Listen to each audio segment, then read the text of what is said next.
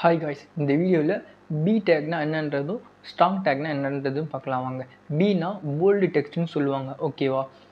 ஸ்ட்ராங்னா important டெக்ஸ்ட்னு சொல்லுவாங்க. ஆனால் ரெண்டுமே பார்க்குறதுக்கு ஒரே மாதிரி தான் டிஸ்பிளே ஆகும் உங்களுக்கு, ஓகேவா.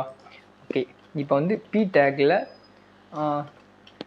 திஸ் இஸ் இந்த இடத்துல திஸ் இஸ் போட்டு பி டேக்குள்ளார பி டேக் யூஸ் பண்ணுங்கள், ஓகேவா.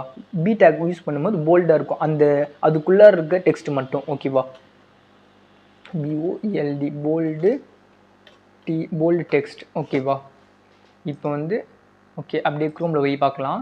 திஸ் இஸ்ன்றது இது பேரா தான், இது ஃபுல்லாகவே பேரா டேக்குள்ளார தான் இருக்குது, ஓகேவா.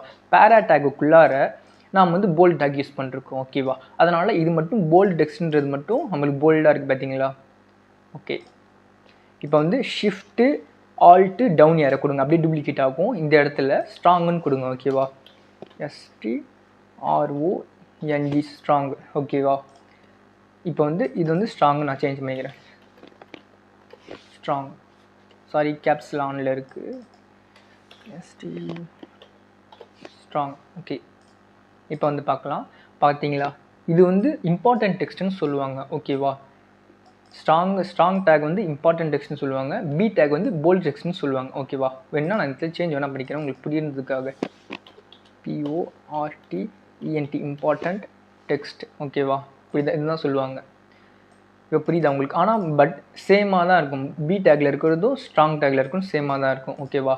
சரி, ஓகே காய்ஸ், இதோட இந்த வீடியோ முடிஞ்சிச்சு. Thank you guys.